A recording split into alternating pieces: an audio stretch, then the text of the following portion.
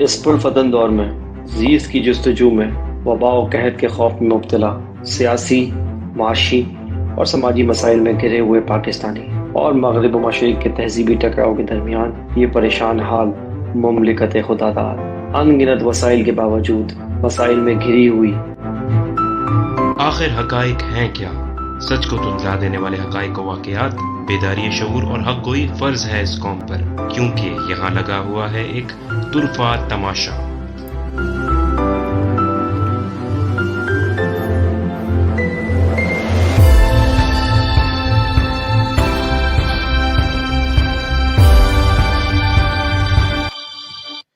बिस्मिल्लाहिर्रहमानिर्रहीम, अस्सलाम वालेकुम। आप देख रहे हैं तुरफा तमाशा की एपिसोड नंबर 11। मेरा नाम है अहमद जलील और आज हम आप तमाम लोगों को खुशामदीद कहेंगे अपने शो में। पिछले जो हमारी एपिसोड नंबर 10 थी उसमें हमने काफ़ी सारी चीज़ों के ऊपर बात की थी और आज हम बात करेंगे, हम थोड़ा-सा शिफ्ट करेंगे, हम क्योंकि वेस्ट पे काफ़ी बात कर चुके हैं, थोड़ा शिफ्ट करेंगे हमारे रीजन की तरफ। आगे बढ़ने से पहले एक बात करना ज़रूरी है। सबसे पहले मैं सलमान भाई को वेलकम करता हूँ अपने शो में। सलमान भाई हमारे तज़कियाकार जो हमारे साथ मौजूद हैं। अस्सलाम वालेकुम सलमान भाई and welcome to the show. वालेकुम अस्सलाम अहमद, बहुत बहुत शुक्रिया। सलमान भाई, जैसा कि आप जानते हैं कि आगे बढ़ने से पहले एक चीज़ बहुत ज़रूरी है बताना, वो हमारे जो भी व्यूअर्स हैं उनके लिए कि पाकिस्तानी माउंटेनियर्स हैं जो कोपेमा हैं वो फंस गए हैं। K2 की पहाड़ी को वो सर करना चाह रहे थे, अली सदपारा और उनकी टीम। तो हम अपने प्रोग्राम के तवज्जुह से उनके लिए दुआगो हैं और हम अल्लाह से दुआ कर रहे हैं कि अल्लाह पाक उनको खैर से जो है वो वापस लेकर आ जाएं और कोई प्रॉब्लम ना हो उनको। और बहुत ही मुश्किल मरला है उनके लिए, ज़ाहिर है, क्योंकि रात में टेम्परेचर जो है -43 डिग्री तक वहाँ पे गया है और वहाँ पे इतने एक्सट्रीम वेदर में सर्वाइव करना बहुत ज़्यादा मुश्किल है, लेकिन अल्लाह ताला के लिए कोई मुश्किल बात नहीं है।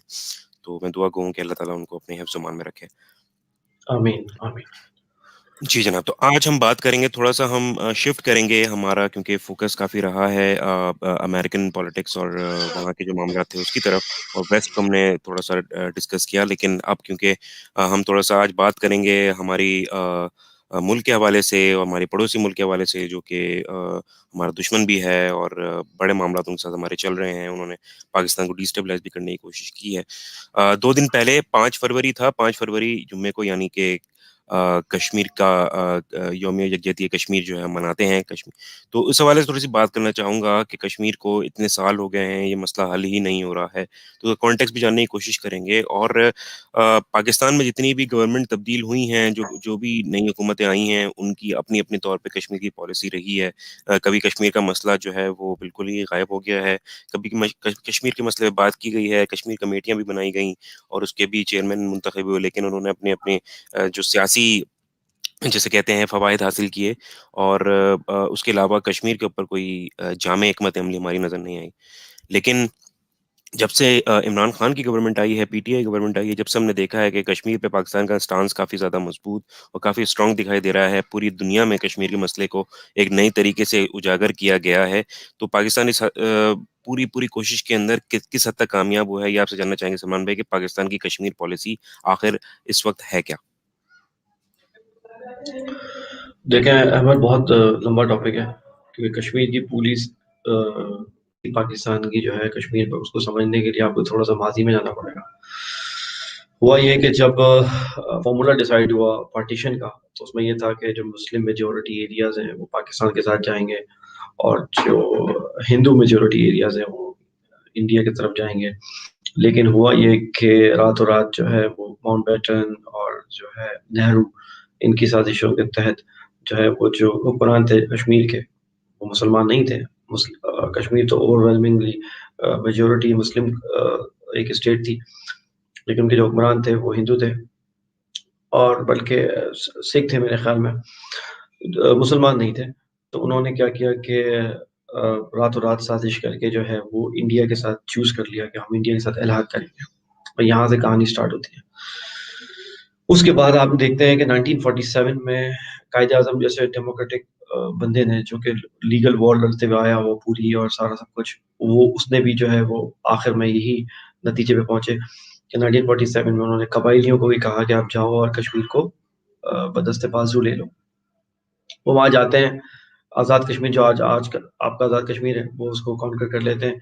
उसके बाद वो आगे जाते हैं श्रीनगर की तरफ, तो नेहरू उस वक़्त भागे-भागे जाते हैं यूनाइटेड नेशन में और स्टे ले लेते हैं, और उसके बाद वो आप देखते हैं कि आगे आने वाले सालों में आपको नज़र आता है कि वो करारदादें पास होती हैं, जिसके तहत ये बात की गई कि कश्मीरियों को जो है प्लेबिसाइड का राइट दिया जाएगा, यानी उनको हक़ रायदही इस्तेमाल करने का मौका दिया जाएगा कि अगर वो चाहें तो पाकिस्तान के साथ चले जाएँ, चाहें तो वो इंडिया के साथ चले जाएँ।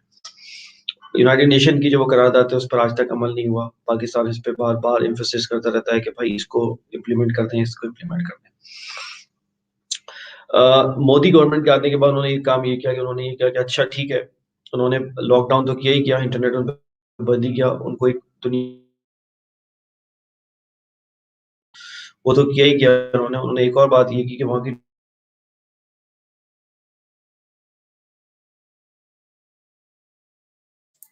जी, सलमान भाई, आपकी आवाज़ मुझे सही नहीं आ रही है। आई थिंक हमारा राब्ता मुनक़ता जी, हुआ है सलमान भाई से यहाँ पे। सलमान भाई, आपकी आवाज़ मुझे सही नहीं आ पा रही है। अगर आप रीजॉइन करें तो आई थिंक मेरा ख़्याल है कि बेहतर मेरी आपकी आवाज़ जो है हम तक रिसीव हो सकेगी। ये क्योंकि टेक्निकल ग्लिच है, तो इसको हम देख लेते हैं।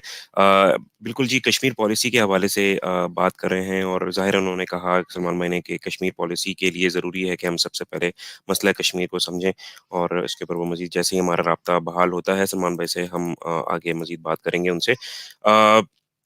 बात करते हैं थोड़ा-सा जो हमने बात की पाकिस्तानी क्लाइंबर्स के हवाले से, तो उसके मुतालिक भी थोड़ी-सी हम बात कर लेते हैं कि अ, बेसिकली अली सतपारा और उनके साथ जो 2 और उनके टीम मेंबर्स थे, वो भी जो है साथ मौजूद थे। तो उनके मुतालिक अभी पाकिस्तान की आर्मी जो है वो कोशिश कर रही है कि उनको किस तरीके से रेस्क्यू किया जा सकता है, लेकिन वहाँ पे मौसम के हालात जो हैं काफ़ी ज़्यादा एक्सट्रीम है, तो इस वजह से वो नहीं कर सके। तो जनाब सलमान भाई से हमारा राब्ता बहाल हुआ है। जी, सलमान भाई, आप प्लीज़ कंटिन्यू कीजिए।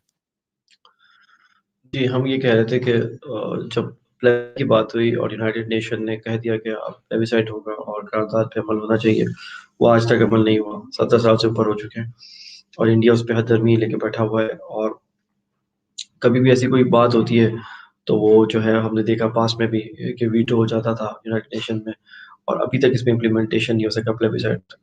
जब से मोदी आए हैं, उन्होंने एक और काम किया है, उन्होंने कश्मीर की डेमोग्राफिक्स बदलने की कोशिश की है कि चूँकि अगर फ्यूचर में कभी प्लेबिसाइड कराना पड़ भी गया प्रेशर में आके वेस्ट की, तो वहाँ पर मेजॉरिटी जो है वो हिंदुओं की हो जाए। क्योंकि जब प्लेबिसाइड होगा, तो जिसकी भी मेजॉरिटी होगी, ज़ाहिर-सी बात है, जब आप जिनकी भी मेजॉरिटी होगी, वो उस तरफ चले जाएँगे, उस तरफ टेबल टिल्ट हो जाएगा।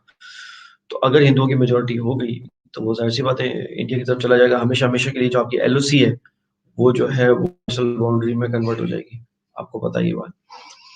तो ना सिर्फ इंडिया इसको क्लेम करता है, बाकी आपके गिलगित-बल्तिस्तान का एरिया भी क्लेम करता है। और वो सिर्फ कुछ अर्ब पहले तक तो ये बात कर रहे थे कि ये तो है ही है हमारा कश्मीर, हम आपका आज़ाद कश्मीर भी लेंगे और गिलगित-बल्तिस्तान भी लेंगे। इसका एक तारीखी पस-ए-मंज़र है। हम किसी और दिन तफ़सील से डिस्कस करेंगे इसमें। तो कहने का मतलब ये है कि अब जो हो रहा है, पाकिस्तान ने बहुत ही पैसिव अप्रोच का मुज़ाहिरा किया है, जब से जो आर्टिकल 370 इंडिया ने जो एब्रोगेट किया है वहाँ पे ये हुआ है कि अब जो है उन्होंने बाकायदा उसको अब इंडिया के साथ मर्ज कर लिया है। उनके जो स्पेशल राइट्स थे वहाँ पे, कि वहाँ की अपनी एक लोकल बॉडी होती थी, एक लोकल पार्लियामेंट होती थी, वो जो है वो डिसॉल्व कर दिए। आज भी आप देखें आज़ाद कश्मीर में हमारी एक अलग पार्लियामेंट है, आज़ाद कश्मीर की क्योंकि चलती है। इस तरीके से इंडिया में भी थी, लेकिन अब इंडिया ने वो करके खत्म कर दिया और उसको ऑलमोस्ट जो है वो अपने साथ जो है वो मर्ज कर लिया। इस पर पाकिस्तान को जो एहतजाज करना चाहिए था, पाकिस्तान ने वो नहीं किया। पाकिस्तान सिर्फ़ जो है वो उन्होंने अल्फ़ाज़ का बस सहारा लिया, चाहे हमारे प्राइम मिनिस्टर हो, चाहे फ़ॉरेन ऑफ़िस हो, सिर्फ़ ट्वीट्स करने से, बयान देने से कुछ नहीं होता। इंडिया ने जो किया है, वो उन्होंने प्रैक्टिकली ग्राउंड पे जाके किया है। आप एक लिमिटेड जो है वो कॉन्फ्लिक्ट उनसे कर सकते थे इस मुद्दे पे, ताकि कश्मीरियों को भी अंदर से ये रहता बात कि हमारे साथ कोई खड़ा हुआ है। तो जब बात आती है कश्मीर की, ना तो आपके साथ सऊदी अरब खड़ा होता है, ना तो आपके साथ ईरान खड़ा होता है, ना आपके साथ तुर्की। तुर्की को भी आपने बड़ी मुश्किल से तुर्की और मलेशिया को कन्विंस किया कश्मीर पे। तो आपने देखा कि 1 डेढ़ 2 साल से जो है वो भी आपके साथ वो बात कर रहे हैं, उनकी भी मीडिया चैनल्स आपके साथ बात कर रहे हैं। इससे पहले उनके भी चैनल्स आपके साथ बिल्कुल बात नहीं करते थे। उनकी भी गवर्नमेंट की तरफ से कुछ भी नहीं आता था कश्मीर पे। तो पहली बात एक बात तो हुई है कि इमरान खान के दौर में इस इश्यू को हाइलाइट किया है और कहते हैं जो कि सो कॉल्ड इंटरनेशनलाइज़ किया है। आपने इंटरनेशनलाइज़ कर दिया है, दुनिया को पता लग गया कि ये इश्यू है, यहाँ प्रॉब्लम है, यहाँ पे इसको ओपन एयर प्रिज़न बना के रखा हुआ है, जो भी है। लेकिन अंदरूनी खाना मात ये है कि इंडिया आहिस्ता जो है वो स्लोली एंड ग्रेजुअली उस गोल की तरफ बढ़ रहा है, जो कि वो मैंने आपको बताया वो डेमोग्राफिक्स चेंज कर रहा है। वहाँ पे जो पॉपुलेशन का जो रेशियो है वो जो है वो हिंदू मेजॉरिटी करने की दर पे है, और वो उसी पे स्लोली काम कर रहा है। उसके नतीजे में उन्होंने डोमिसाइल भी इशू किए हैं, पता नहीं अनगिनत लाखों के हिसाब से। तो आप देखें स्लोली ग्लोली वो अपने गोल की तरफ जा रहे हैं, और हम जो है वो हाथ पर हाथ धर के ये बोल रहे हैं यूनाइटेड नेशन से नेशन को इम्प्लीमेंट कराना, तो वो 70 साल पहले ही करा चुकी होती, या 70 साल के दौरान करा चुकी होती। ठीक है, चूंकि उनकी विलिंगनेस नहीं है इस इशू को हल करने के लिए, तो आप देखें कि आपको आगे जाना पड़ेगा। इस यौम यकजहती कश्मीर पे इमरान खान साहब ने एक बयान दिया है इंटरनेशनल कम्युनिटी को कि आप ऐसे हैं कि आप कश्मीर आज़ाद करा दें, जैसे आप आज़ाद करा देंगे उसके बाद हम दोनों को राइट दे देंगे कि वो हमारे साथ रहना चाहें, इंडिया के साथ रहना चाहें। इमरान, इसके दो पहलू हैं। ये बहुत ज्यादा रिस्की स्टेटमेंट भी है अगर इस तरह से आप देखें। अगर ये बात हो गई तो यूनाइटेड नेशन आकर अगर यहाँ पर अपने आप को उसको अपनी टेरिटरी में ले लेता है, और ब्लू कैप्स पहन के यूनाइटेड नेशन के फौजी उतर जाते हैं और कहते हैं ठीक है हम ये करेंगे, तो हम ये करेंगे, तो उसके बाद ये होगा कि आपके हाथ से भी जाएगा, क्योंकि वो फिर जाएंगे नहीं, एक दफा जाके बैठ जाएंगे। और आप ये बात मत भूलें कि कश्मीर जो है वो बिल्कुल चाइना से लगा हुआ है, और चाइना से लगा हुआ है, और आपका आज़ाद कश्मीर आपको पता है कि यहाँ से जो है वो ये जो शहर है चाइना की, वो भी उसके सी पास पैक। से होके गुजरती है। सी पैक की जो शहर है कराक्रम, वो भी वहीं से होके गुजरती है। तो आप ये मत भूलें, अगर उनको आपने मौका दिया, आपने उनको आने दिया, तो आप ये भूल जाए ना इंडिया के हाथ में आएगा ना पाकिस्तान के हाथ में आएगा, वो हमेशा के लिए आके बैठ जाएंगे इधर।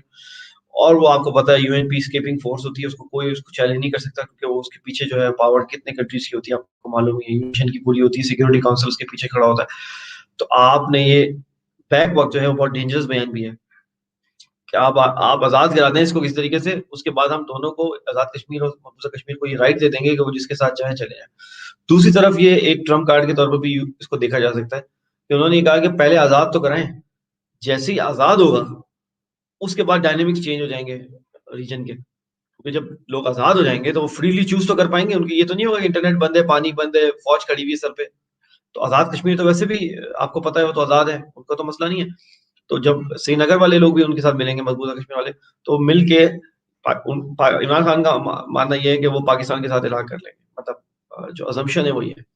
लेकिन आपको पता है कि जो 370 रिवोक होने के बाद जो कश्मीरियों में भी एक जो है वो सेंस ऑफ जो है वो अपैथी जो है वो गई है, एहसास महरूमी उठी है कि भाई हमें तो कोई साथ नहीं दे रहा, पाकिस्तान भी सिर्फ जो है वो जबान जमा खर्च वाली बात है कि सिर्फ स्टेटमेंट आ रहे हैं और ट्वीट्स आ रहे हैं, उसके अलावा तो कुछ भी नहीं हो रहा। बाकायदा वहाँ पे जो फारूक अब्दुल्ला थे उन्होंने तो कहा कि चाइना को कि आप आ जाएं, आप आके कॉन्कर कर लें और आप आगे बैठ जाएं हमारे ऊपर। तो पहली दफा कश्मीर में पाकिस्तान के अलावा किसी कंट्री की बात हुई कि वो आ जाए और वो आके आजाद करा ले।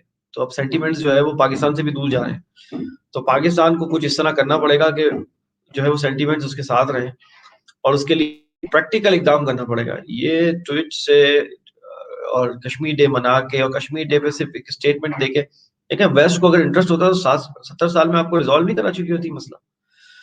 और ऐसा कोई है नहीं मजबूरी वेस्ट की कि वो आपके आके इंटरवीन करे। जो बाइडन इस मामले में हम अब यार बात करते हैं कि वो भी जो है वो काफी ब्लैकमेल करेंगे हमें भी और इंडिया को भी। लेकिन एक बात मैं आपको बता दूं, इंडिया कश्मीर आपको टेबल पर रख के नहीं देगा। आपको अगर कश्मीर लेना है तो आपको बजोरे शमशीर लेना पड़ेगा, आपको फोर्स से लेना पड़ेगा।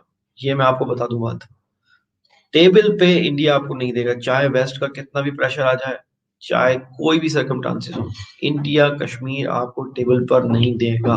चाहे वो सिर्फ आजाद होने की बात करे, वो नहीं करेगा, क्योंकि वो बाकायदा वो बोलते हैं उसको अटूट बोलते हैं। वो आप देखा उनके क्या वो टैब यूज करते हैं इसके लिए, वो उसको किसी सूरत नहीं देगा। कायदे आजम ने भी कहा था कश्मीर के लिए कि हमारी शहर है, हमारे लिए भी बहुत इंपॉर्टेंट है, हम भी उसको जाने नहीं दे सकते।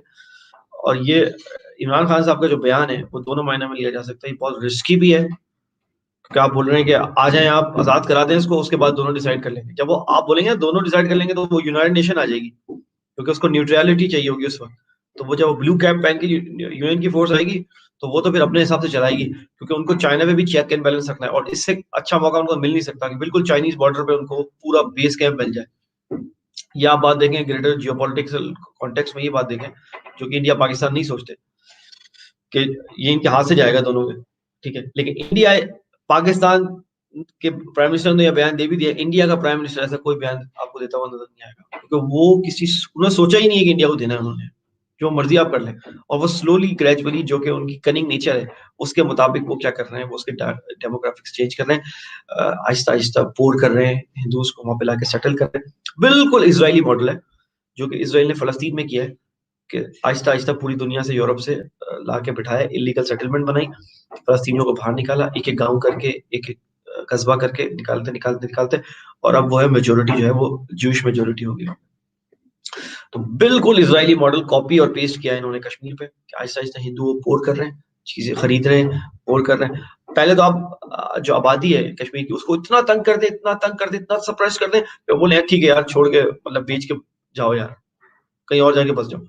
और उसके बाद फिर आप जो है वो मेजोरिटी कर लें, उसके बाद आप यूनाइटेड नेशन को बोलेंगे कि प्लेबिसाइड करा दो, रायशुमारी करा दो। जब रायशुमारी होगी, हिंदू मेजोरिटी निकलेगी, वो इलाहा हो जाएगा, और फिर वो डॉक्यूमेंटेड होगा, फिर उसको कोई चैलेंज नहीं कर सकेगा, क्योंकि फिर वो इंडिया बोलेगा कि भाई देखो यूनाइटेड नेशन के मुताबिक है, और ये जो एलओसी जो आप इस पे लड़ते रहते हो, ये बन जाएगी इंटरनेशनल बाउंड्री, और फिर वो इंटरनेशनल बाउंड्री बना के फिर आपके आजाद कश्मीर की तरफ भी आएगा। तो आपको थोड़ा सा प्रियम्प्ट करने की जरूरत है। जबानी जमा खर्च से तो कुछ भी नहीं होगा, आपने देख लिया क्या हुआ 70 साल में, कुछ भी नहीं हुआ। आपको कुछ प्रैक्टिकल इकदाम करने पड़ेंगे। ज़िया-उल-हक के दौर में एक प्रैक्टिकल बात की हुई थी कि जब अफगान जिहाद खत्म हुआ था, तो उन्होंने ये कहा था कि वो जो तालिबान है उनको वो फिर चैनलाइज कर रहे थे कश्मीर की तरफ, कि वो ये भी ले लें, लेकिन उनको मौका नहीं मिला और उनको आपको पता है असैसिनेट करा दिया गया। तो वो एक प्रैक्टिकल अप्रोच हमने देखी 80s में। उसके बाद से अभी तक जो बात हो रही है वो सिर्फ स्टेटमेंट्स, और स्टेटमेंट भी इस कदर पैसे में, इस कदर पैसे में, मैं आपको बता नहीं सकता। आप तो जाएं। सलमान भाई, इसका एक आइडियल फिर सॉल्यूशन क्या हो सकता है आपके ख्याल में? मतलब होना क्या चाहिए जिसमें, मतलब क्योंकि ऑब्वियसली ब्लड शेड तो कोई भी, हम तो नहीं चाहेंगे कि ब्लड शेड हो, और जाहिर है इंसानी जान का जो ज़या है वो सबसे ज़्यादा नुकसानदेह होता है। तो कोई ऐसी कोई बीच की राह हो सकती है जिसके अंदर जो कि इंडिया और पाकिस्तान दोनों को काबिल कबूल हो? इस सबसे ज़्यादा अहम बात ये है कि वो कश्मीरियों को कबूल होना चाहिए। जी। यार इंडिया को इससे कोई सरोकार नहीं है कि कश्मीरियों को क्या कबूल है। वो तो वहां पे, आप क्यों बोलते हैं उनको इंडियन ऑक्यूपाइड कश्मीर, क्यों बोलते हैं?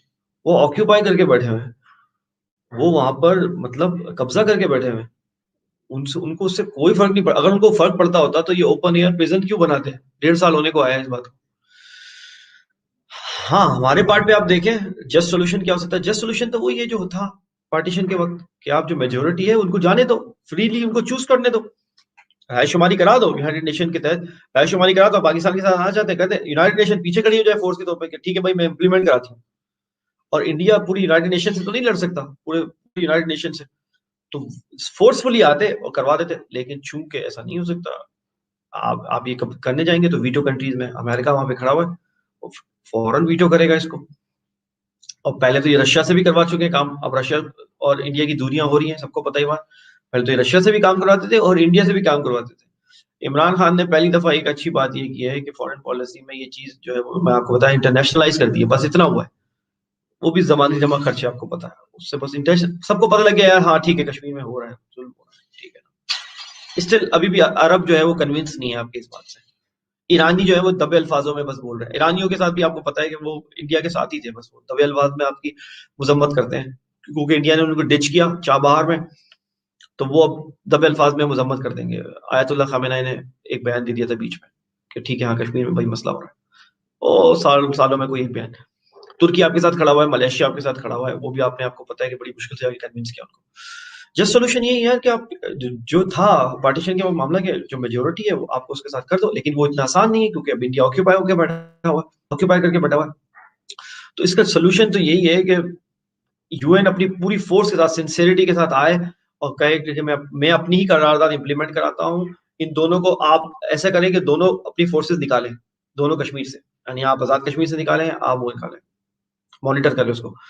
वो अपनी पीस कीपिंग फोर्स लाए, जैसे कि मैंने बोला वो भी एक रिस्की प्रोपोजिशन है, बुला के बिठाया, उसके बाद वो रायशुमारी कराए, आजाद आना बिल्कुल एकदम ट्रांसपेरेंट, और वहां पर वो रिजल्ट आया उसके मुताबिक वो उसकी तरफ ले जाए, चाहे वो इंडिया हो चाहे वो पाकिस्तान हो। ये है सोल्यूशन। लेकिन चूंकि यूनाइटेड नेशन सिंसियर नहीं है इस मामले में, और वहां पे जो प्लेयर्स हैं वो चाहते नहीं है, बड़ी ताकतें चाहती नहीं है कि ये मसला हल हो, क्योंकि वो मसला हल हो गया तो इंडिया पाकिस्तान का असला खरीदना भी बिल्कुल ना होने के बराबर हो जाएगा, क्योंकि असल तो इसी कॉन्फ्लिक्ट की वजह से उन्होंने इतना असला पाइलअप किया हुआ है। तो आपको पता है ये मिलिट्री इंडस्ट्रियल कॉम्प्लेक्स पे, हम पहले भी बात कर चुके हैं कि वो चाहते हैं कि कॉन्फ्लिक्ट रहें, कॉन्फ्लिक्ट रहेंगे तो असला बिकेगा ना, डर की वजह से, डर से बिकता है चीज। आप डरा के बेचते हैं चीज। मिडिल ईस्ट में पूरा आप देखें असला जो इंडस्ट्री इन्होंने जो चल रही है मिडिल ईस्ट की वजह से, वही डर पे चल रही है कि ईरान को अरबों से डराया हुआ है, अरबों को ईरान से डराया हुआ है, डरा के रखो बस। तो पाकिस्तान इंडिया को भी होश के नाखून लेने चाहिए, और अगर वो आप इसी तरह करेंगे तो आपका एक major chunk of the budget जो है वो डिफेंस का वो इसी तरफ जाता रहेगा, और आपके जो मासेस हैं वो इतने पुअर हैं, इतने गरीब हैं, इतनी गुर्बत है आपके यहाँ, गुर्बत की लकीर से नीचे रहते हैं मेजोरिटी आपकी जो पॉपुलेशन है। तो इस तरीके से तो फिर आप कंटिन्यू करते रहेंगे और ये मसला कभी सॉल्व नहीं होगा। जस्ट सोल्यूशन हमने आपको बता दिया है। जब यूनाइटेड नेशन आएगा तो दोनों की फोर्सेस को वैकेंट करेगा, बोलेगा जाओ दोनों अपनी अपनी फोर्सेस ले जाओ, मैं पीस कीपिंग करूंगा, मैं रायशुमारी करूंगा। ये बात तो हो गई कि जस्ट क्या होना चाहिए। एक तो ये ना कि हमारी जस्ट क्या होना चाहिए, एक ये है कि प्रैक्टिकली बात क्या है। प्रैक्टिकली बात ये है कि मैंने आपको बता दिया, इंडिया आपको टेबल पर रख के नहीं देगा। आपको अगर कश्मीर चाहिए, आपको लड़ना पड़ेगा। This is the practical thing. Just बात सही है, हमने कर दी, बिल्कुल। और ये है प्रैक्टिकल बात कि भाई आपको लेना पड़ेगा। और आपको कैसे लेना पड़ेगा, अब आपको इसको, ये एक रिस्क है, क्योंकि जब आप करेंगे, क्योंकि आपका एक न्यूक्लियर ब्लफ है, ठीक है ना, आप न्यूक्लियर ब्लफ करेंगे। जब आप करेंगे तो आपको क्या श्योरिटी है कि वो लिमिटेड वॉर रह जाएगी, मतलब सिर्फ कश्मीर में रह जाएगी, वो राजस्थान में नहीं आएगी, वो अरेबियन सी में नेवल कॉन्फ्लिक्ट नहीं होगा हमारा, वो क्या पंजाब में जो ये जो सियालकोट लाहौर यहाँ पर नहीं होगा, सिर्फ कश्मीर तक रहेगा। ये क्या श्योरिटी है। दोनों को यही प्रॉब्लम है कि अगर हम छेड़ तो दें लिमिटेड वॉर, तो वो लिमिटेड रहेगी या नहीं रहेगी, दूसरी बात, वो कहीं न्यूक्लियर वॉर में कन्वर्ट ना हो जाए। इस वजह से दोनों जो है वो रिलक्टेंट है। लेकिन जो मोदी की मैडनेस है, वो मैं आपको बता दूं पहले ही, वो अपना टेन्योर पूरा होने से पहले एक मिस एडवेंचर जरूर करेगा, चाहे वो फॉल्स फ्लैग हो, चाहे वो कोई ब्लैक स्वान इवेंट हो। हम बात भी पहले ही बात कर चुके हैं, मैं ये जो पूरा आपने बात की थी, डिटेल, बिल्कुल। जी। मैं पूरा डिटेल आर्टिकल इस पे लिख चुका हूँ, और वो आप चाहे मेरे ट्विटर पे मौजूद है, डिटेल आर्टिकल लिख चुका हूँ जो वॉर स्टीरिया इन साउथ एशिया के नाम से, आप वो जाके पढ़ लें। उसमें मैंने पूरा डिटेल में जाके इसको डॉक्यूमेंट किया है कि क्या क्या पॉसिबिलिटीज हो सकती हैं। तो आप इसको इसको जरा जहन में रखें, ये पॉसिबल है, वेरी मच पॉसिबल। सही, बिल्कुल आपने कश्मीर पॉलिसी के ऊपर पाकिस्तान की बात की और आपने ये भी बताया कि इंडिया जो है कभी भी टेबल पे रख कर नहीं देगा। लेकिन सलमान भाई, थोड़ी-सी बात करते हैं हम इंडिया के खुद की जो अंदरूनी मामलात हैं उसकी। आप देख रहे हैं कि अभी लेटेस्ट फार्मर्स का जो है वो प्रोटेस्ट चल रहा है। वो उसने तो मोदी का फाशिस्ट जो एक चेहरा है उसको जो है एक्सपोज़ नहीं कर दिया है? थोड़ा इस बारे में अगर आप बात करें कि क्या मामला चल रहे हैं वहाँ पे? जी। देखिए मोदी का तो देखिए मोदी से जो है ना, आप एक बात समझ लें, जो मोदी का जो मॉडल है ना, वो कॉर्पोरेटोक्रेसी पे चल रहा है। तब जो बड़े कॉर्पोरेट्स हैं वो उसको सपोर्ट कर रहे हैं। जैसे आपने अंबानी का नाम सुना होगा, रिलायंस वाले, ठीक है ना, टाटा का नाम सुना होगा। वो क्या कर रहा है, वो उनको नवाज कर, ठीक है, और एक वो कॉर्पोरेटोक्रेसी वाला मॉडल चल रहा है कि भाई प्राइवेटाइज कॉर्पोरेटोक्रेसी वाला मॉडल चल रहा है। उन्होंने क्या किया, फार्मर वाला मुद्दा है क्या, मैं बिल्कुल प्रिसाइजली बता देता हूँ हमारे व्यूवर्स के लिए, क्योंकि वो बहुत लंबा डिटेल में नहीं जाए। देखिए हुआ ये कि भाई उन्होंने वो 3 एक्ट लेके आए, फार्म एक्ट के नाम से 3 एक्ट लेके आए, 3 अलग-अलग लेजिस्लेशन, ठीक है ना, सितंबर में 2020 में। उस पे फार्मर्स ने शुरू किया प्रोटेस्ट, ठीक है। आपको पता है उसके तकरीबन 18 राउंड हो चुके हैं उनकी डिस्कशन के, लेकिन अभी तक किसी मंतकी अंजाम पे नहीं पहुंचा। आपने देखा कि 26 जनवरी को वायलेंस भी हुआ रेड फोर्ट पे, मतलब उनका लाल किला है, उसके ऊपर भी फार्मर चढ़ दौड़े और उन्होंने झंडा लहरा दिया, इंडिया का झंडा फेंक दिया। ये सब विजुअल्स हमारे सामने हैं। मामला ये है कि फार्मर्स ये चाह रहे हैं कि इंडिया ये चाह रहा है, मतलब इंडियन गवर्नमेंट चाह रही है कि जो रेट है, कॉर्पोरेट जो है ना वो सस्ते दामों में फार्मर से उठा ले और वो फिर डिसाइड करे रेट। मैं आपको प्रिसाइजली बता रहा हूं, यानी कॉर्पोरेट के हाथ में दे दिया जाए सब कुछ। फार्मर्स ये नहीं चाह रहे। जाहिर सी बात है, फार्मर्स उगाते हैं, सारी मेहनत उनकी है, सारा सब कुछ उनका है, तो वो उनको राइट होना चाहिए कि उनको जो है फेयर प्रॉफिट मार्जिन मिले। लेकिन जब कॉर्पोरेट आ जाएगा तो वो क्या करेगा, वो सस्ते दामों आपसे उठाएगा और महंगे दामों बेचेगा। फिर उसमें वो ग्रेडिंग भी कर देता है, आपको पता है, ऑर्गेनिक अलग कर देगा, कुछ फार्म्स पे उसे वो ऑर्गेनिक खाएगा, फर्टिलाइजर यूज नहीं करेगा, कुछ पे ये करेगा। वो फिर वो करके सुपरमार्केट्स पे आपको पता है अलग एक ही चीज अलग अलग नाम से बिक्री होगी और अलग अलग ग्रेड। वो आपको पता है कॉर्पोरेट का क्या काम है, फिर मार्केटिंग, हैवी मार्केटिंग करेंगे उसके ऊपर और सारा सब कुछ। तो कॉर्पोरेट को लेके आके और जो फार्मर्स का डायरेक्ट एक्सेस था मार्केट तक वो खत्म करना चाह रहे थे, ठीक है ना, उस पे फार्मर का ये प्रोटेस्ट हो रहा है।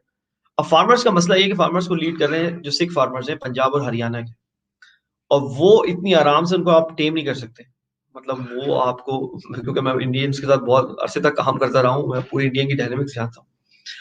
साउथ इंडिया के अगर फार्मर्स की बात होती है तो शायद आप उनको टेम कर देते, यानी केरला की बात करें आप, मद्रास की बात करें, या आप हैदराबाद की बात करें, ये है पंजाब और हरियाणा के फार्मर्स। इतनी आराम से ये आपके काबू में नहीं आएंगे जब तक ये अपने मुतालबात मनवा नहीं लेंगे। आपने वायलेंस किया, ये बढ़ता चला जाएगा और मामला मजीद वायलेंस होगा। पुलिस वालों के साथ उन्होंने वायलेंस किया, उन्होंने पुलिस वालों को भी मारा, फिर आपको पता है। तो यहाँ और फिर उन्होंने दिल्ली तक जो है वो दिल्ली चलो मुहिम चलाई, और दिल्ली आ गए, आपको पता है। और दिल्ली आके फिर आपको पता है जो फुटेजेस आप देख रहे हैं, बैरिकेड्स लगे हुए हैं और ये सब कुछ। मोदी बेसिकली जो कॉर्पोरेट्स है पीछे, बिग कॉर्पोरेट्स, उनके हाथों में खेल रहा है, ठीक है। और जाहिर सी बात है उनको फंडिंग भी होती है और सारा सब कुछ उनकी पार्टी को, बीजेपी को भी और आरएसएस को वगैरह सब कुछ। आपको पता है ये बहुत ही नेक्सस होता है कॉर्पोरेट्स का, और जो जिसको वो इंडिया में राजनीति कहते हैं, बड़ा नेक्सस होता है कि पीछे से वो किस तरीके से वो फंड करते हैं और फिर वो पावर में आके उन्हीं को फिर सर्व करते हैं। तो ये जो कॉर्पोरेट जो है वो लेकर और अपनी मार्केट में अपनी मनमानी प्राइस बेचने के चक्कर में थी, और इसके खिलाफ फार्मर्स खड़े हो गए, और जो अभी तक चल रहा है, और अभी वो इस नहज पे पहुंच गया है कि वो आगे जाके कह रहे हैं कि ये अब सरकार जाएगी, हम तो नहीं जाएंगे, सरकार जाएगी अब, ठीक है। और उस पर फिर जो आपको पता है कि इंटरनेशनल जो है वो जो सिंगर थी रेहाना, और फिर वो पॉर्न स्टार थी साबिक मियां खलीफा, और वो सब उन्होंने भी ट्वीट कर दिए। तो वो फिर वो इंटरनेशनलाइज भी हो गया इशू, क्योंकि लोगों ने फिर ट्वीट पे फिर रीट्वीट किए, और फिर उन्होंने फिर को पता है जो भी था करेक्टर की हम किसी की बात नहीं कर रहे, लेकिन इंटरनेशनलाइज हो गई चीज। और आपको पता है सिख कम्युनिटी को आप मत लें, कनाडा में उनकी बहुत जबरदस्त जो है वो इन्फ्लुएंस है, कनाडा और यूके में, सबको पता ही बात। कनाडा के तो बल्कि डिफेंस मिनिस्टर तक वो रहे सिख थे पिछली दफा में, ये ट्रूडो के रजीम में। तो वो वहां से वो फिर वो पैसे आ रहे हैं उनको सपोर्ट के लिए बाहर से, और वो कंटिन्यू हो रहा है प्रोटेस्ट। और आपको पता है कि सिख कम्युनिटी बाहर बहुत वायबल है, मतलब आप यूके में जाएं, यूएस में जाएं, आप कनाडा में जाएं, तो वेस्ट में बड़ी वायबल है, और वो फुल सपोर्ट कर रहे हैं। और फिर उनको सोशल मीडिया पे भी सपोर्ट हो रहा है, आपको पता है वो दबने वाले नहीं है, सोशल मीडिया पे भी सपोर्ट हो रहा है, मीडिया पे भी सपोर्ट हो रहा है। तो वो अब इन्होंने गवर्नमेंट मोदी ने पहले तो मुसलमानों को तो परसिक्यूट करने की कोशिश की। अब मुसलमान चूंकि जो इंडिया में वो बहुत दबे हुए हैं, पिसे हुए हैं, हालांकि सबसे ज्यादा मेजोरिटी उन्हीं की है, 20 करोड़ के करीब है मुसलमान, लेकिन वो पिसे हुए इतने हैं और पसमानदा इतने हैं माशी तौर पर। और दूसरी बात है कि सिख इनकी फौज में भी बहुत है। आप ये मत भूलिए, इंडिया की फौज में जो मेन लड़ने वाला जो दस्ता है वो तो सिख ही है या राजपूत है। बाकी तो आपको पता है कोई मार्शल रेस तो है नहीं लड़ने वाली, हमारी तरह तो है नहीं कि आप पठान उठाए वो भी लड़ने वाला है, आप पंजाब से उठाए वो भी लड़ने वाला है, तो सभी लड़ने वाले जी, हैं। बिल्कुल तो ऐसे ही हमारे है। तो माशाल्लाह, मतलब सभी माशाल्लाह लड़ने वाले हैं, और इस मामले में कुछ किसी मामले में हो ना हो, लड़ने में माशाल्लाह हम लोग तेज हैं। तो इंडिया में तो ऐसा नहीं है, वहां तो चंद लोग हैं। तो वहां पर मामला ये हुआ कि गलत जगह पे मोदी ने आपके हाथ डाल दिया। और मोदी ने, जो सबसे अच्छी चीज हुई है ना पाकिस्तान के साथ, वो मोदी का पावर में आना है। मैं आपको बता दूं, आपको अपेरेंट लग रहा है कि मोदी आ गया, ये कर, पाकिस्तान के लिए जो सबसे अच्छी चीज हुई है वो मोदी पावर में आ गया, और बैक टू बैक उसके 2 टेन्योर हो गए। पूरी दुनिया को जो इंडिया के बारे में नहीं पता था वो भी पता लग गया कि इंडियन मीडिया कैसा है। अब देखें, अब ये जो रिहाना ने ट्वीट किया, वो पूरी उसकी कैरेक्टर असैसिनेशन कैंपेन लेके चल रहा है उनका मीडिया इंडिया का। तो फिर इंटरनेशनल मीडिया भी रिस्पॉन्ड कर रहा है कि भाई आप मतलब हमारे जो आइकॉन्स है उनको कैसे ऐसे बोल रहे हैं। तो वो एक अब वेस्ट वर्सेस इंडियन मीडिया वाला एक चल पड़ा है, और हमने कुछ नहीं किया इसमें, इनकी अपनी बेवकूफियां हैं। पहले आप अर्नाब गोस्वामी वाला हमने डिस्कस किया है, उन्होंने खुद बेवकूफी की है। वो जो चैट उनकी व्हाट्सएप लीक हुई है, हमने कुछ नहीं किया, उनके अपने ही मुंबई में उनका केस हुआ, उधर ही लीक हो गई। देखें, बेस्ट चीज जो हुई है ना हमारे लिए, वो मोदी का आना था पावर। मोदी ने इंडिया को जितना एक्सपोज किया है ना, शायद ही 70 साल में इंडिया को किसी ने एक्सपोज किया। जो कांग्रेस की पॉलिसी वो ये थी कि मुंह में राम राम और बगल में छुरी, ठीक है ना, ये पॉलिसी थी उसकी। देखें इंदिरा गांधी, देखें टेबल टॉक करते करते करते आपसे बांग्लादेश ले गई 1971 में, बड़ी जबरदस्त और बिल्कुल। और मोदी क्या है, मोदी मास्क उतार के सामने आ गया, आपके खड़ा हो गया, मतलब भाई ये है भाई इंडिया। चाहे वो रिलीजियस इंटॉलरेंस की बात हो, चाहे ये परसिक्यूशन की बात हो, चाहे आप ये जो इकोनॉमिक सप्रेशन की बात हो, ये फार्मर्स वाला हो रहा है, जो मर्जी आप उठा लें, चाहे मीडिया की डिसइंफॉर्मेशन की बात हो, ये जो ईयू वाला हमने पूरा स्कैंडल डिस्कस किया था, हर लिहाज से इंडिया जो है ना वो बेनकाब हुआ है मोदी के दौर में। और ये एक तरह से डेंजर भी है पाकिस्तान के लिए, इसलिए कि जब बहुत सारी तौर पर वो एक्सपोज हो जाएगा, तो वो डेस्परेशन में जो है वो कोई मिस एडवेंचर कर सकता है पाकिस्तान की तरफ, ये आप याद रखें बात। और पाकिस्तान में भी अब गवर्नमेंट को जो है वो, ये जो फार्मर्स वाला मामला है, डोमिनो इफेक्ट हो सकता है कि एक एक जगह से देखिए आपके पास भी आ सकती है चीज। पाकिस्तान को पहले से ही जो है ना ये पॉलिसीज़ जो है वो वैसे ही फार्मर फ्रेंडली कर देनी चाहिए। वहाँ पर इंडिया में फार्मर्स का सुसाइड रेट भी बहुत ज़्यादा है। पॉपुलेशन ज़्यादा है, सुसाइड रेट बहुत ज़्यादा है इस मामले में क्योंकि वो उनका पूरा नहीं होता, फिर उन पे कर्ज़े दिए जाते हैं, फिर ब्याज देना पड़ता है और बहुत मुश्किल वो एक चक्की में पिस रहे हैं। पाकिस्तान को इसको प्रीएम्प्ट करना चाहिए, ऐसा ना हो कि डोमिनो इफ़ेक्ट के तहत यही सारा चीज़ें जो है वो पाकिस्तान में भी ट्रांसफ़र कर दी जाए। तो होशमंद आदमी वो होता है जो पहले से ही क्राइसिस आने से पहले जो है ना वो उसको पहले से ना उसका बंद बाँध देता है। तो ये मामला है इंडिया जो है ना वो एक अपने इरिवर्सिबल डिक्लाइन की तरफ जा रहा है। अनटिल अनलेस कि कोई रेस्क्यू आए और जो है वो मोदी को खत्म करे। लेकिन मोदी मैं आपको बता दूँ जितनी इसकी डेस्परेशन बढ़ती जाएगी ना पाकिस्तान की तरफ खतरा बढ़ता जाएगा। आप ये बात याद रखें और मोदी अपनी आर्मी और जो फोर्सेज़ हैं इनकी उसको जो वो है वो मॉडर्नाइज़ करने के लिए थोड़ा टाइम ले रहा है। मैं आपको पहले बता दूँ मुझे सरप्राइज़ होगा अगर मोदी का टेन्योर खत्म हो जाए और कोई मिसएडवेंचर ना करे। वो लाज़िमी मिसएडवेंचर करेगा और अभी फार्मर प्रोटेस्ट में उसकी डेस्परेशन बढ़ती जा रही है क्योंकि उसको डाइवर्ट करनी है अटेंशन्स। तो डाइवर्ट करने के लिए वो हमारे सबसे आसान क्या है? वो बांग्लादेश पे तो अटैक नहीं करेगा, श्रीलंका पे तो अटैक नहीं करेगा, वो कहाँ करेगा?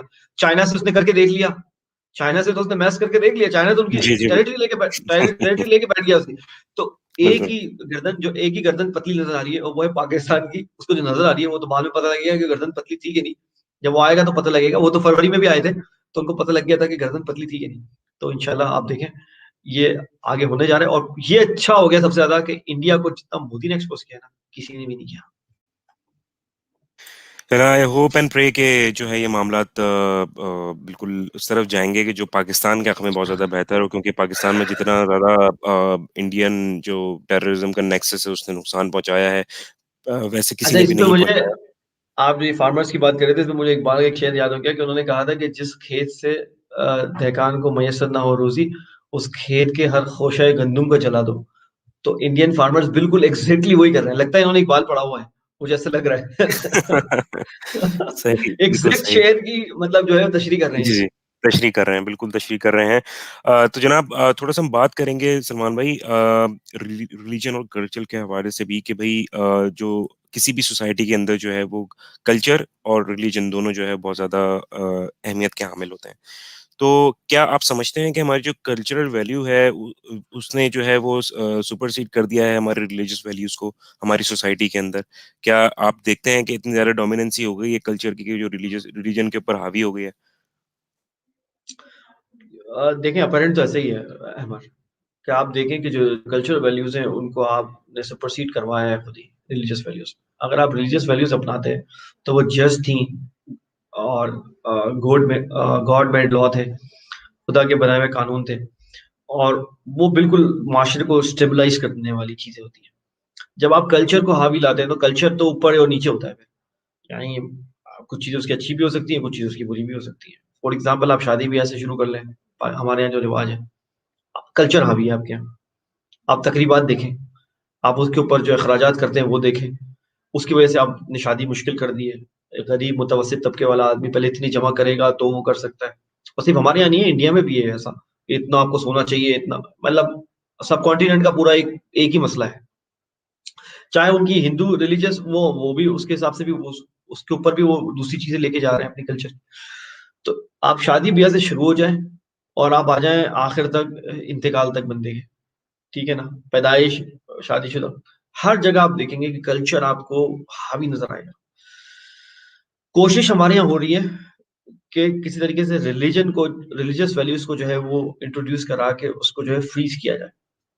लेकिन फिर भी हम देखते हैं कि जो मेजॉरिटी है, वो अभी भी कल्चरल वैल्यूज़ की तरफ ही है। आप हर जगह बात कर लें, देखिए जब एक नेशन जो है वो एक्स्ट्रावेगेंट हो जाएगी किसी चीज़ पे मतलब ज़्यादा खर्चा करने से लगेगी उस चीज़ों पे जिनकी ज़रूरत ही नहीं है। वॉरेन बुफे जो है एक बहुत बड़े इन्वेस्टर हैं अमेरिका के, वो ये कहते हैं कि जब आप उन चीज़ों पे खर्च करेंगे जिनकी ज़रूरत नहीं है, मतलब आप वांट्स पे खर्च करेंगे, नीड पे खर्च नहीं करेंगे, वांट पे आप खर्च करेंगे, यानी ख्वाहिशात पे खर्च करेंगे, तो एक टाइम ऐसा आएगा कि आपको अपनी नीड की चीज़ें भी बेचना पड़ जाएँगी। तो हमारे माशरे में आप गौर से देखें, अगर उसको जायज़ा लें, तो हमारी रिलीजियस वैल्यूज़ जो हैं वो नीचे आती हैं कहीं और कुछ ऐसे ओकेजन्स आते हैं जहाँ आपको नज़र आता है कि ईद, बकरा-ईद आप देख लें या आप देख लें रमज़ान देख लें, वहाँ आपको लगेगा कि आप रिलीजियस वैल्यूज़ और वो भी आप रिलीजियस वैल्यूज़ भी क्या करते हैं, हमारे यहाँ ज़्यादातर लोग अपने फ़ेवर में इस्तेमाल करते हैं। आप देखें कॉर्पोरेट में आप अगर जाएँ, तो रमज़ान में वो काम करना ऑलमोस्ट छोड़ देते हैं कि यार हमारा तो रोज़ा है, मतलब हमारा तो रोज़ा है, हम बस इतना ही कर सकते हैं। और सही कह रहे हैं। और हमारा रोज़ा है, तो हमसे ज़्यादा आप मैस मत करो वरना हम सुना देंगे आपको, मतलब हाँ, हमारा मूड खराब है।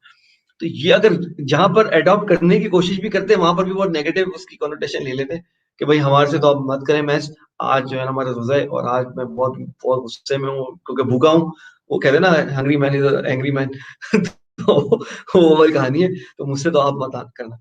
तो जहाँ रिलीजियस वैल्यूज़ को हम लेके भी आते हैं ना, वो भी बहुत ही नेगेटिव कॉनोटेशन में लेके आते हैं। बेसिकली बात ये है कि अगर आप रिलीजियस वैल्यू को क्योंकि आपने यहाँ देखें, मैं इंडिया की क्यों बात कर रहा हूँ, मैं पाकिस्तान की बात इसलिए कर रहा हूँ, क्योंकि आपने कंट्री लिया था इस्लाम के नाम पे। लिया था कि नहीं लिया था? अगर आपको वही बिल्कुल यार। कल्चरल और सेकुलर वैल्यूज़ चाहिए थी, तो आप इंडिया के साथ रह जाते ना भाई। मतलब क्या ज़रूरत थी टू नेशन थ्योरी को आपने इग्नाइट करने की? कोई ज़रूरत नहीं थी। आप रह जाते, तो वहाँ कल्चर कल्चर खेलते रहते और बहुत सारी आप में जो आपके कल्चर में जो खराफात हैं, वो आपकी अपनी भी नहीं है, वो आपने इंडिया से ली हुई हैं। आपने वो इंडिया से ली हुई हैं, ठीक है? फॉर एग्ज़ाम्पल मैं आपको एक बात बताता हूँ, बहुत सारे लोग नाराज़ हो जाएँगे और मुझे भी प्रोग्राम के बाद अपनी बीवी को फेस करना पड़ेगा इस बात के बाद। लेकिन जो कि बहुत ज़्यादा खतरनाक थ्रेट है। तो मैं ये बोल रहा हूँ, आपकी जो 4 शादियाँ हैं, पॉलीगैमी का जो है, चूँकि आप इंडिया के साथ रहे हैं, उस कल्चर में रहे हैं, आप दूसरी शादी की बात करके देखें अपने घर में। आपको जो रिएक्शन आएगा, ये आज का जो टॉपिक है ना, आपको ये जस्टिफ़ाई कर देगा। आप हावी है आपका कल्चर, कल्चर हावी है आपके रिलीजियस वैल्यू पे। आप बात करके देखें सिर्फ़, आप करें ना, आप बोले भाई मैं मेरा ये इरादा बन रहा है, तो इस बारे में क्या आपका टेक है? आपको आगे से टेक नहीं मिलेगा, आगे से कुछ और आएगा आगे से ना। तो बिल्कुल सही कह रहे इस हैं। इस कदर ब्रेन वॉशिंग हो चुकी है क्योंकि आप जो इंडिया में जो हिंदू कल्चर है, जो आप अगर अकबर बादशाह के दीन इलाही की बात करें, वो क्या बोलता था? जब उन्होंने कन्वर्ट किया दोनों को, तो उन्होंने जो दीन इलाही लेके आया अकबर बादशाह, उन्होंने कहा कि भाई या खुदा मतलब एक खुदा होगा, यक रसूल आपका खुदा रसूल भी एक है, यक किताब आपकी किताब भी एक है और यक ज़न तो आपकी औरत भी एक होगी। मतलब हिंदू कल्चर को उसने जब मर्ज किया इस्लाम में, तो उसने ये कहानी कर दी कि यक ज़न भी एक ही होगी। हालाँकि इस्लाम में अलाउ है, ऑप्शन है आपके मैं ये मैंडेटरी नहीं है, ये तो सबको पता है मैंडेटरी नहीं है, आपके पास ऑप्शन है।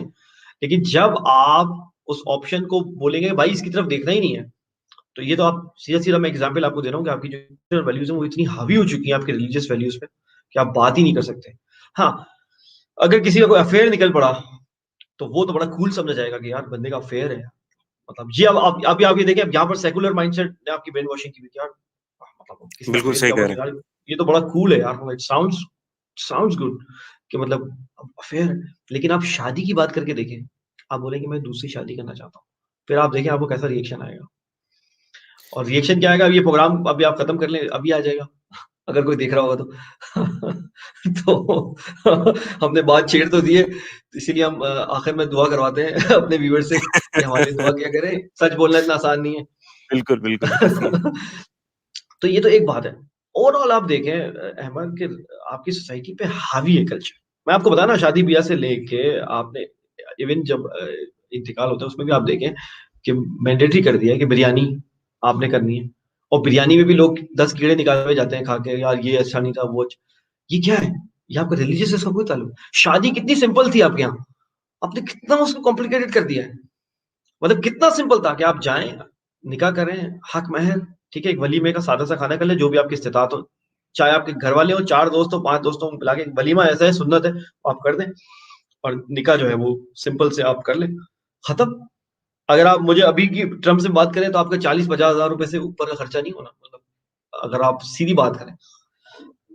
लेकिन आपको लगता है मैं आपको अपना ऑब्ज़र्वेशन बताता हूँ, मुख्तलिफ लोगों से मिलता हूँ, मुख्तलिफ ल जितना शादी तक बंदा कमाता है ना, ये एवरेज आदमी की बात कर रहा हूँ पाकिस्तान में। एक आदमी जितना अपनी शादी तक कमाता है ना, अपनी जब से कमाना शुरू करता है तब तक शादी का जो कट ऑफ है, तब तक वहाँ तक कमाता है ना, वो सारा का सारा उसका ड्रेन हो जाता है शादी में।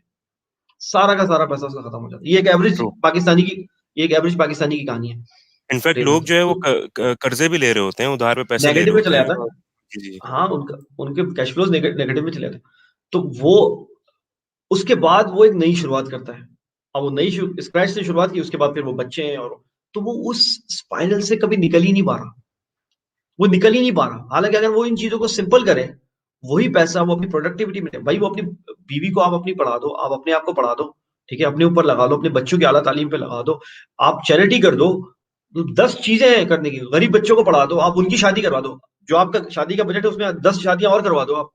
लेकिन नहीं, वो कहते हैं कि भाई जब हमारी बारी होगी तो हम तो कल्चर वाला करेंगे, लेकिन जब तुम्हारी बारी होगी, तो हम रिलीजियस वैल्यूज़ को लेके आ जाएँगे, कि यार तुम सिंपल कर लेते। यही है ना पाकिस्तान में, मतलब कि भाई बिल्कुल अपनी ऐसा शादी में आप पूरा कर लो, लेकिन जब आपकी शादी होगी तो मैं सारी रिलीजियस वैल्यूज़ तो यहाँ पे कल्चरल वैल्यूज़ रिलीजियस वैल्यूज़ के ऊपर है, व्हिच इज़ वेरी अनफॉर्च्यूनेट, क्योंकि आपने इस्लाम के नाम पर ये मुल्क बनाया था, तो आपने वहाँ पर प्रिवेल भी जो है गॉड मेड लॉ जो है वो सुप्रीम होना चाहिए, वो सुपरसीड करना चाहिए कल्चरल वैल्यूज़ पे। अगर वो नहीं कर रहा, तो हम कोताही कर रहे हैं, इसी वजह से हम पीछे भी हैं, माशरे में भी और दुनिया में भी। जी, बिल्कुल यही है और कल्चर जो है, कल्चरल वैल्यूज़ जो हैं, वो रिलीजन के ऊपर हावी होती हुई दिख रही हैं, वरना आपने जिस तरह से शादी-ब्याह की एग्ज़ाम्पल दी उसमें भी और दूसरे जो मामलात हैं हमारी ज़िंदगी के, उसमें भी हम अगर हम देखें, तो जितना रिलीजन ने एक चीज़ को आसान किया हुआ है, कल्चरल वैल्यूज़ ने उसको मुश्किल बना दिया है। लोगों को इस मुतालिक सोचने की ज़रूरत है। जितना आप चीज़ों को सादा रखेंगे, दीन के मुताबिक रखेंगे, उतना ही आपकी ज़िंदगी में बरकतें आएँगी और अल्लाह ताला आसानियाँ पैदा फरमाएँगे। तो ये तो जनाब था हमारा आज का जो एक माशरती पहलू जो है, उसके ऊपर हमने बात की, एक टॉपिक था हमारा। सलमान भाई मूविंग अहेड प्रोग्राम का आखिरी हिस्सा जो होता है हमारा हमेशा होता है बुक ऑफ द डे का। तो आज बुक ऑफ द डे में आप कौन-सी बुक रिकमेंड करेंगे? देखिए, आज हम बुक ऑफ द डे में 2 वॉल्यूम पर मबनी हम एक तारीख़-ए-इस्लाम रिकमेंड करेंगे हमारे बच्चों को, हमारे सुनने वालों को। और ये है ऑथर, वैसे बहुत सारे ऑथर हैं, तारीख़-ए-इस्लाम तो बहुत सारे लोगों ने लिखी है। लेकिन चूँकि अगर आप उर्दू बाज़ार जाएँ या आप कोई भी अच्छी बुक स्टोर जाएँ और आप कहें कि भाई मुझे न्यूट्रल तारीख़-ए-इस्लाम चाहिए। ऐसा ना हो कि किसी एक्स सेक्रेटेरियन पॉइंट ऑफ व्यू से लिखी हुई हो, यानी शिया, सुन्नी या मतलब किसी और पॉइंट ऑफ व्यू से वो लिखी हुई हो, तो वो क्या होगी, वो बायस्ड होगी। तो आप जब जाके ये पता करेंगे, तो उनमें से जो एक ऑथर है, जिन्होंने न्यूट्रल होके तारीख़-ए-इस्लाम की लिखी है, मैं उनकी आप बात कर रहा हूँ, ये अकबर शाह खान नजीब आबादी रहमतुल्लाह अलैह हैं। ये इनकी तारीख़-ए-इस्लाम है। ये आपको 2 जिल्दों पर है, ये आपको मिल जाएगी। और इसमें तारीख़ इस्लाम हर जो है वो पाकिस्तानी मुसलमान जो भी लोग हैं हमारे यहाँ, बल्कि जो भी हैं हमारे पाकिस्तानी, चाहे मुसलमान नहीं भी हैं, उनको भी पढ़नी चाहिए और शुरू से लेके आखिर तक पढ़नी चाहिए, ताकि आप कनेक्ट कर सकें कि आप आए कहाँ से हैं, आप जहाँ कहाँ रहे हैं। बच्चे को ये तो पता हो कि वो कहाँ से आ रहे हैं, क्या आ रही है, ये जर्नी हमने क्यों अडॉप्ट की, कहाँ से हम इमर्ज किए, और इमर्ज जब हम किए, जब इस्लाम ने इमर्ज किया, तो वो क्या क्वालिटीज़ थी, क्या ट्रेट्स थे, क्या फीचर्स थे हमारे अंदर, जिसकी वजह से हम बुलंदी पर गए।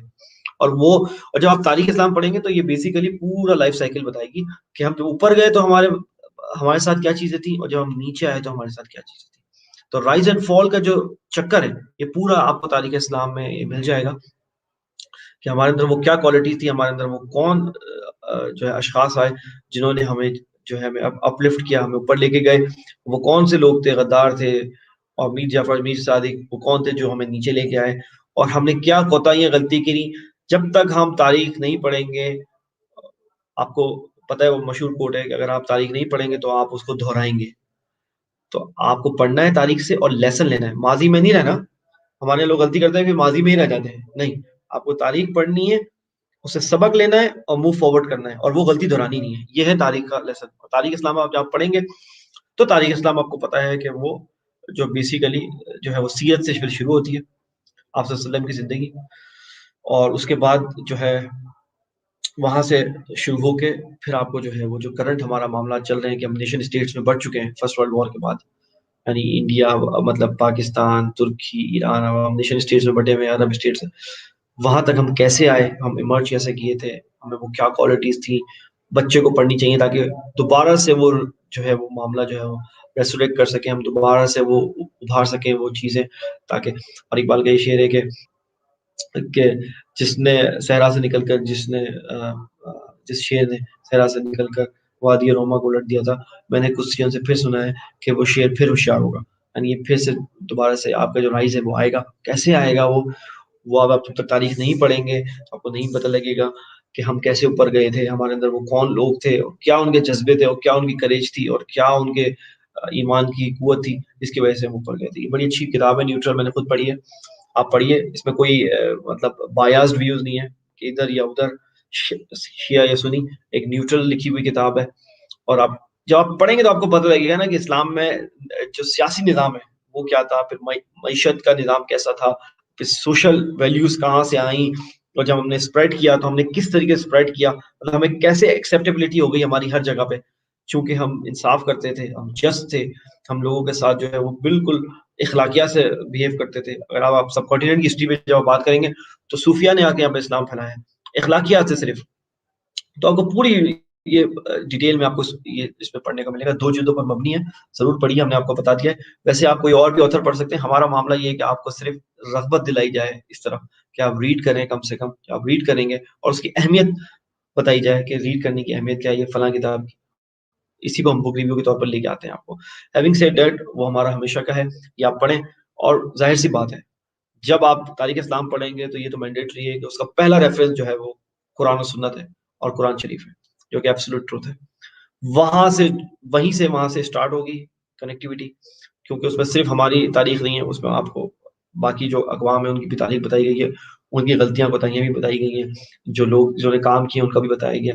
तो वहाँ से आप कनेक्ट करेंगे, उसको सुप्रीम रखें, उसको पढ़ें, उसकी कनेक्टिविटी में आप सब कुछ पढ़ें, तो आपको बेहतर तरीके से सब कुछ समझ में आएगा, आपको क्लैरिटी रहेगी।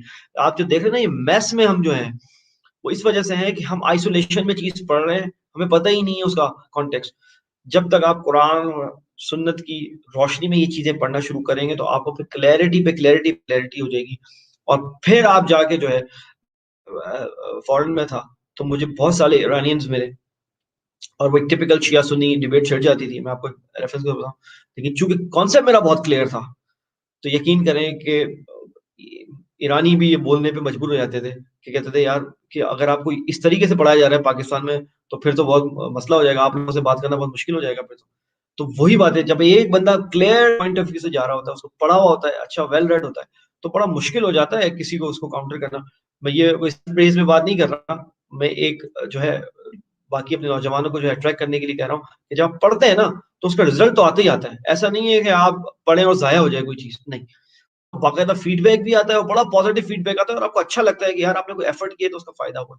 तो कहने का मतलब ये है कि आप इसको करें, और कुरान कुरान और हदीस की कनेक्टिविटी में से जब इसको आप पढ़ेंगे, तो आपको बहुत ज़्यादा क्लैरिटी नज़र आएगा, और ये ज़रूर पढ़ें। हर मेरे ख़्याल में पाकिस्तानी मुसलमान, ख़ासतौर पे नौजवान, उसको तो लाज़िम तारीख़ इस्लाम पढ़नी चाहिए, ताकि वो पता लगे कि वो कहाँ आ रहा है और कहाँ जा रहा है, और क्या हमारी गलतियाँ कोताहियाँ थी, और उनसे सबक हासिल करके आगे क्या चीज़ें नहीं दोहरानी, और आगे क्या चीज़ें करनी है, जो कि जिसकी वजह से हमने राइज़ लिया था, वो चीज़ें करनी है, और वो चीज़ें नहीं करनी जिसकी वजह से हमारा फॉल हुआ था।